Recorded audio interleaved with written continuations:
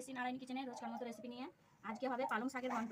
এই দেখুন 2 পিস মাছের মাথা কাটিয়ে রেখে দিয়েছি, যেগুলো সব কেটে রেখেছি। আর এখানে পালং শাক কেটে ধুয়ে রেখেছি। এই দেখুন শীতের পালং শাক তো খুব সুন্দর লাগে খেতে। দেখতে থাকুন ভিডিওটা।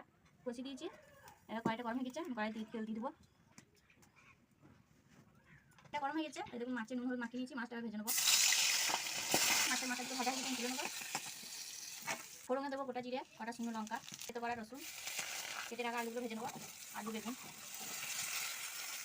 দিয়ে দেবো, স্বাদ মতো লবণ, মতন হলুদ, এখানে টমেটো, চামচ মশলা পেস্ট করে দেবো। এখানে ধনে জিরে আদা বাটা আছে। মশলাটা কষানো হয়ে গেছে, এবার কেটে রাখা শাকগুলো দিয়ে দেবো। শাকে জল দিয়ে শাক থেকে অনেক জল দিয়েছে, এবার মাছের মাথাগুলো ভেঙে দিয়ে দেবো। মাথাগুলো দিয়ে দিয়েছি, কষিয়ে নিয়েছি, এবার ঢাকা চাপা দিয়ে দেবো।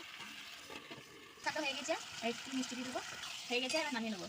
এরকম মাছের মাথা দিয়ে পালং শাকের ঘন্ট কমপ্লিট। কেমন হয়েছে অবশ্যই কমেন্ট করে জানাবেন। আর এই ভিডিওটা ভালো লাগলে একটা লাইক